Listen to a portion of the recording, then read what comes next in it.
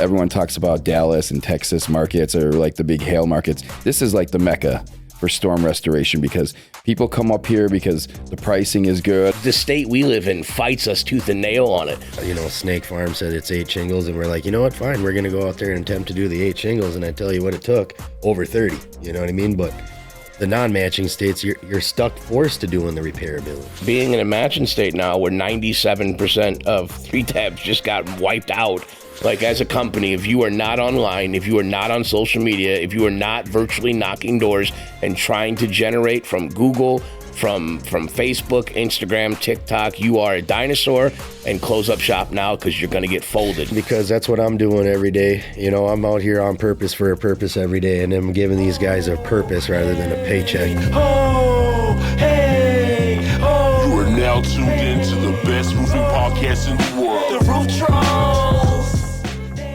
We're on, right? Are we We're alive? live, baby? Yeah, Let's do it. Yeah. Woo! Roof Trollz. Here we go. Let's go. Oh. Hey, and we're honored to have a special guest with us. We're here at Hook Agency. We've been doing our thing here. And gentleman I met here, I don't know, 3 or 4 months ago, and he is a social media influencer in the roofing game. His name's Aaron Bethke. You want to tell us a little bit about yourself, Aaron? It's been my second time meeting you, so I don't know that much about you. So tell me all about yourself. Right on, Michael. I appreciate you guys having me come on here. Man, I really watch your show. I get a lot from it. I look up to what you're doing with your employees, so it's truly inspiring. Follow you guys a lot, and everybody that you're involved with is awesome. I mean, awesome. But a little bit about me, man. I started this journey back in 1999 as a brochure hanger.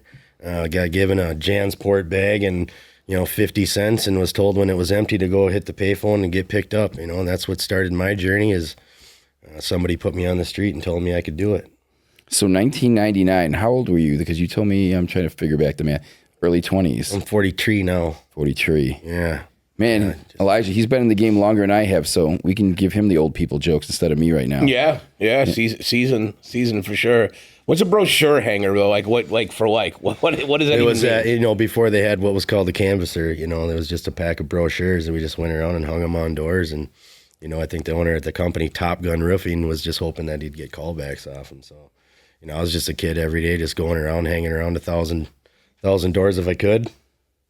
How much did he pay you an hour? Probably like $5-10 an hour cash. He was paying me $10 cash. Yep. Yeah. No bonuses or anything for anybody who would actually call back on one? Not my first summer. I wasn't that smart yet. Yeah. I was just making a killing, Yeah. Yeah, back then, yeah. I was. I remember I had my first apartment and I was making $12 an hour. What was that? 2005 or 2006?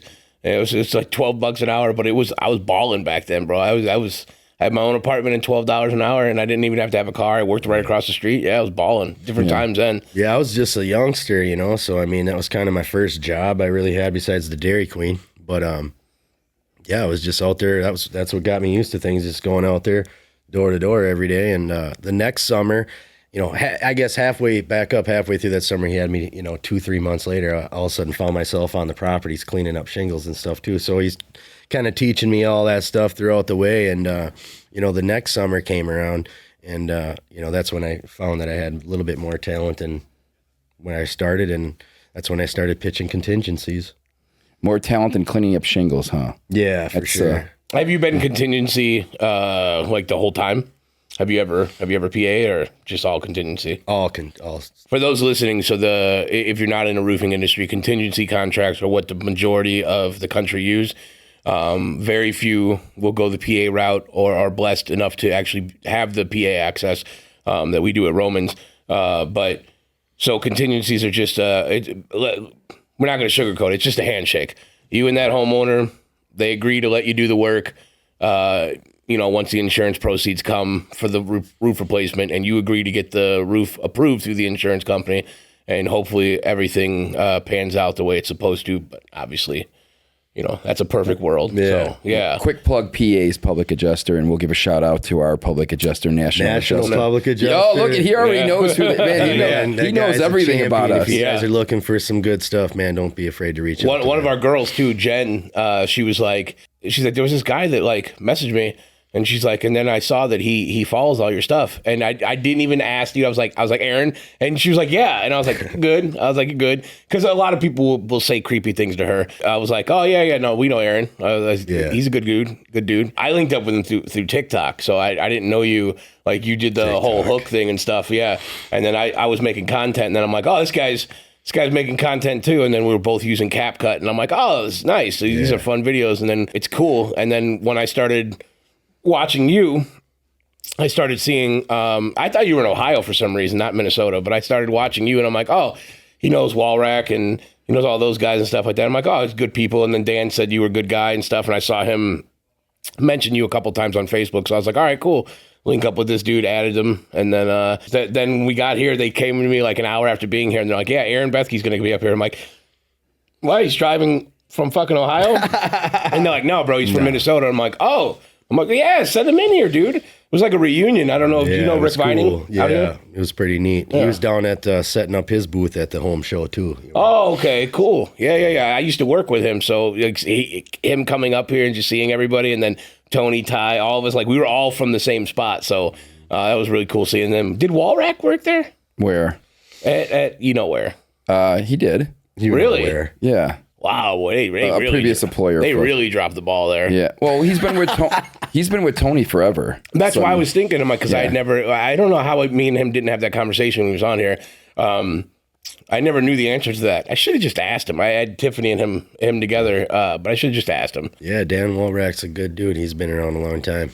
I couldn't believe that. 1999, he said. Mm-hmm. Yeah, that is. I was Minnesota. 13. That was 1998 was like the first big hail event that came to the lands here in Minnesota. And that's really what tipped off the industry is 1998, 99. That was the first big banger. Well, I was telling Sydney previous to this that everyone talks about Dallas and Texas markets are like the big hail markets. This is like the mecca for storm restoration because people come up here because the pricing is good. I mean, it's not like you're chasing, 1%, 2%, 5% deductibles. I mean, you're still kind of normal deductibles, probably $1,000, $2,000 deductibles up here. You get big storm, like big hail up here. I mean, you get some, the pricing's very high up here. Also, what does Minnesota offer that we don't have? But they have a lot of bad regulations too. Because he thinks because you have a matching state that it makes it easier for you guys. And he downplays it. He thinks that it doesn't play a factor into it. Absolutely. I don't think it's as big of a factor as like you think it is. You're insane. But I understand you have to document. You're more likely to get it denied completely than you are where we can just get fine, repairability. But the state we live in fights us tooth and nail on it. They can't fight. Like once they, but they won't acknowledge damage here then. Whereas at least by us, we'll get 6 shingles. I know it's going to be hard not to acknowledge. That's what damage. we did today. We had 8 shingle. Snake Farm said it's 8 shingles, and we're like, you know what? Fine, we're going to go out there and attempt to do the 8 shingles. And I tell you what, it took over 30. You know what I mean? But the non-matching states, you're forced to doing the repairability. You know what I mean? And that's the way it should be, I think. That's fine. Yeah, I don't see it as a problem. I mean, we're building up a service department to do all that. Right. So I mean, sure, why not? I mean, because think about this. If the person really only needs a repair and we can really do the repair, I mean, that's still a happy customer at the end of the day. And now we're not just some shady storm chaser. Like we're a legitimate roofing company doing right by the customer as opposed to just trying to, get every dollar we can out of the insurance company. Let's make our customers happy. Are you guys geared up for like what's about to happen? Like, are you guys familiar with all, the DCs? All the discos and all that stuff. Like, are you guys familiar with all that? The 3 tabs? Super season there. Bro, it's about to be unbelievable. They just dropped 2 more colors from GAF too. So, but. Dude, 3 tabs even exist here anymore. I don't rely on all those things. I rely on my expertise to get things approved. Well, but being in a matching state now where 97% of 3 tabs just got wiped out, that's pretty awesome. Yeah. You're one storm away from doing some pretty amazing things, You might have to come up here if they do have some. I don't think you guys have any 3 tabs left, though. You've had so many storms the last 20, 25 years. I would be shocked if you have, I don't know, you said 97% of 3 tabs are gone. 97% of your 3 tabs. I'm throwing that number out there, but it's a pretty high number. Yeah. So no, it's probably accurate. Yeah, 97%. So I know OC discoed completely. The Certainty XT25s, they got a couple of them out there.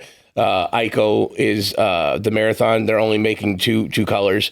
weathered gray and dual black, and then for the Royal Sovereign line, which is the GAF shingle, the 3-tab that they're making now is weatherwood and nickel gray.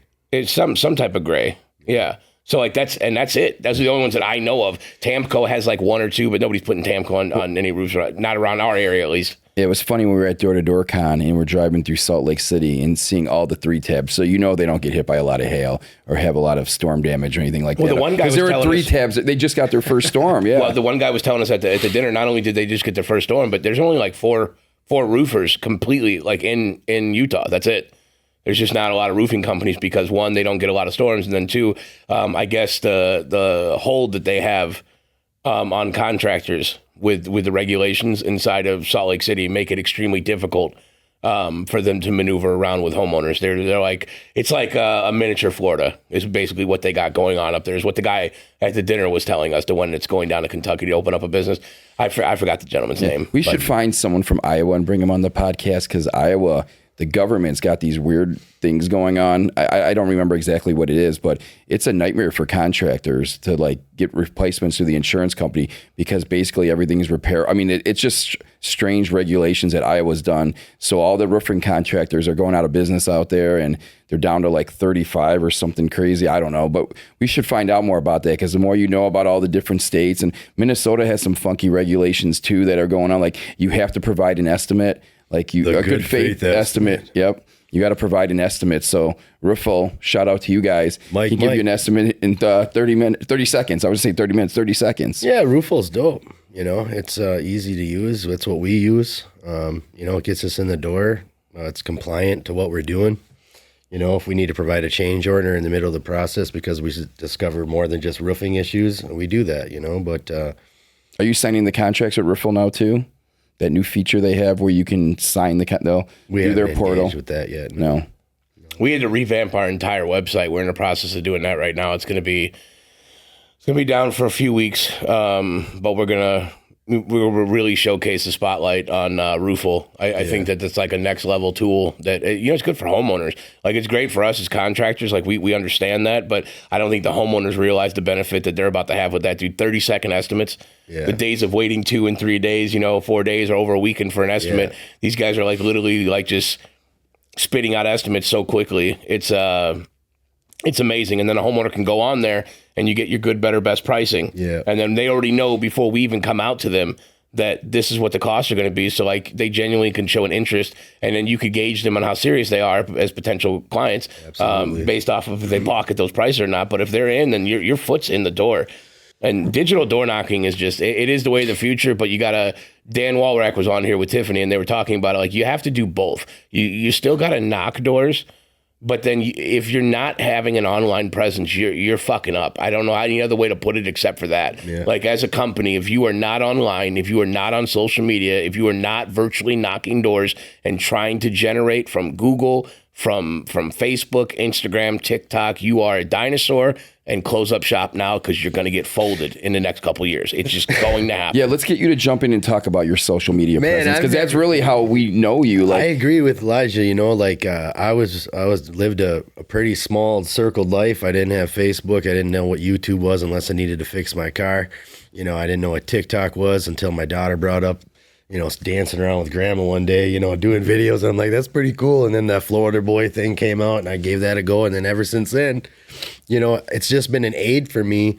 When I'm out doing my thing with the customer and I'm taking little video feeds here and there and I put something together and I put it up and they're like, oh, that's my house. That's pretty dope. And I'm like, yeah, follow me on my TikTok, And, the one thing that TikTok has done for me, man, is, the following, like these people that send me messages and are like, hey, I really appreciate the stuff that you've been doing. It's helped me do this and that. And I've never had that type of feedback.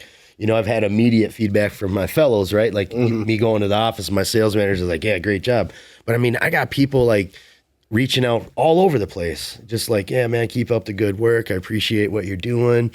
And my TikTok, I'm learning lessons on it, man. If you look at my Facebook, you look at my life, it's all NexGen. You know what I mean? But my life, I eat, sleep, breathe NexGen Exteriors, man. They put me in a place to be able to elevate other people. And so I started taking it to as much social media as I possibly can. and I get a lot of feedback from it. And I do the same, I send random messages to other people's TikToks that I, really liked what they said. And I just send random messages. I don't even tell them who I am. I said, hey, I just want you to know that what you're doing is worth it, and keep doing it. And, another thing that I've learned through my Facebook and watching myself is it helps myself. Like I know what I look like now, what I mean? Because I've watched myself behind the lens. And so the more I do my pitches before I go to doors, the more I watch my little videos I'm a big introvert. So being up here on a camera or, all that kind of stuff, I don't like, but now I've been comfortable with that.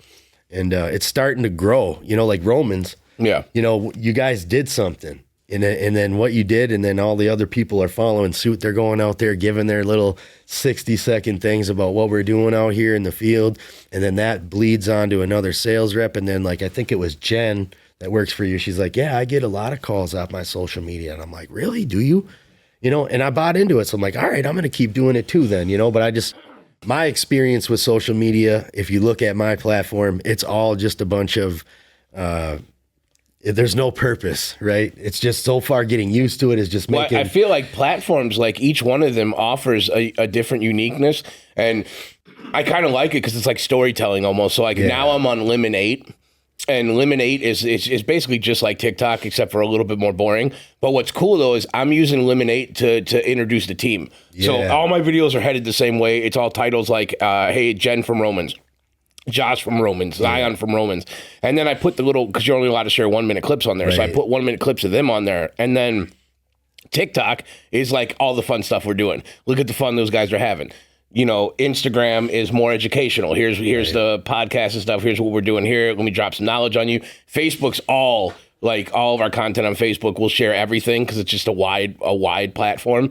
And then that's what I'm doing now is navigating through the different platforms. So throwing different things out. And what I think I need to get better at now is different captions and stuff. Because a lot of people are recycling videos. It's just each platform, it's a different title. It's a different discussion. It's a different angle from the same video that you were just watching on another one. Yep. And that it's mastering it. Plus then you got LinkedIn, Twitter, Threads. I'm not that important yet. I'm just playing around with it. But. Well, it's not even about that because you never know. Like you hit on the head, and you don't know. Like you said, you slide in someone's messages, they have no idea who you are. You never know what's going to come out of it. But I could tell you this, and it's why I've been telling my guys. It's why I've been doing more videos for them. And I've been encouraging them to do that because my life changed when I turned those cameras on. I was already doing really well. But when those cameras got flipped on, and then my partners like Mike and Angela and them, and they're like, hey, man, you got some good ideas. We're going to get a marketing team in here, Spark Raw, who makes my dreams come to realities.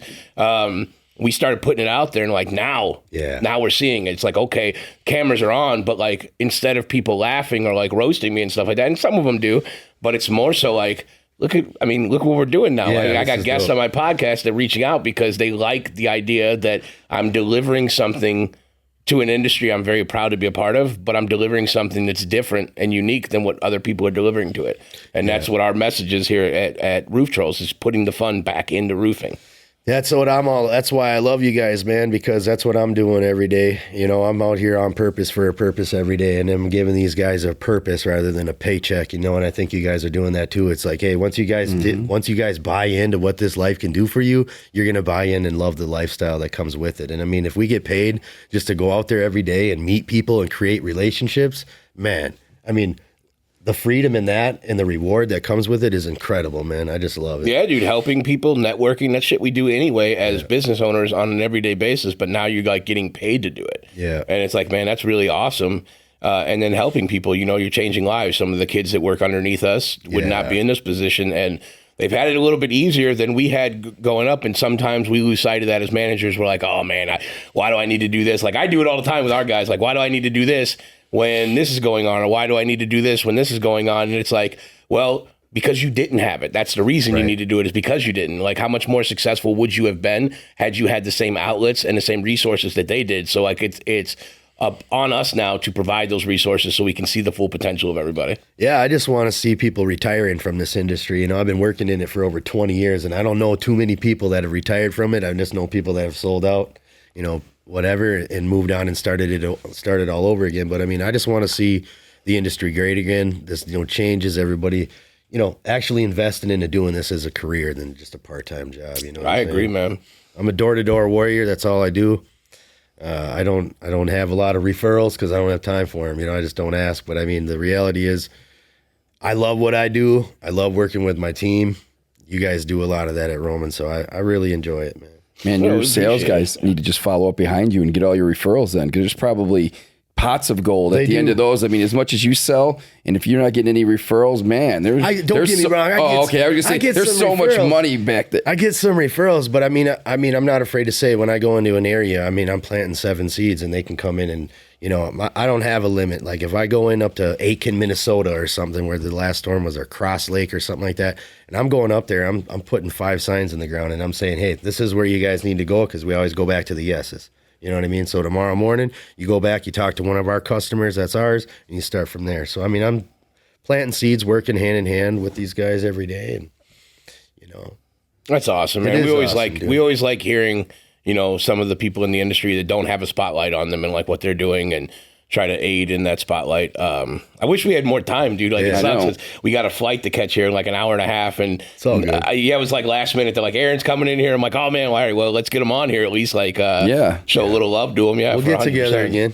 Yeah. Oh, dude, no, that has to happen. You need to come down to Indiana. Yeah. I'm telling you, come down there, dude. Set it up with wall rack, and then we're talking about coming down there. They haven't seen the office yet. Like, we'd love to host you guys, have Revens out there, and maybe we do some like Gauntlet podcast. Like, we'll be the first ones ever. I know Will's gonna lose his mind right now, but we'll be the first ones ever to line up 8 cameras and just throw 12 dudes on a podcast around a night table, and let's go hard. Let's go hard. Let's go live too. So whatever happens. Oh, bro, I would love. I know you've been talking about that. We are going to do a live podcast eventually, just not right now. But a live one would be cool. Maybe. Hey, you know what? Maybe the next time we shoot, maybe we do one live. I don't know. Yeah. We'll have to look at what that entails, like how all the tech stuff. They'll figure it out. But yeah, we're losing track again. But I don't want to be late for our flights. So. I'm almost to 1,000 followers on my TikTok. If y'all can look me up, it's Aaron T Bethke. Hey.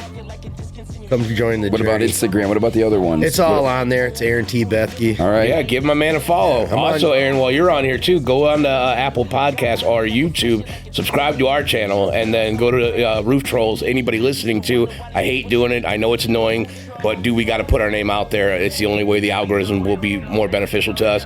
Please leave us a 5-star review and actually put a comment in there on like, if you've ever gotten anything from us, or if you just enjoyed the podcast, or, if you think it's shit, it is what it is. But, we're happy to have you on here, man. I wish we had more time. Got to catch this flight, but yeah, buddy. Either way, though, dude, it was nice having you on here. So, as always, guys, we'll see you on the next one. Roof Trollz.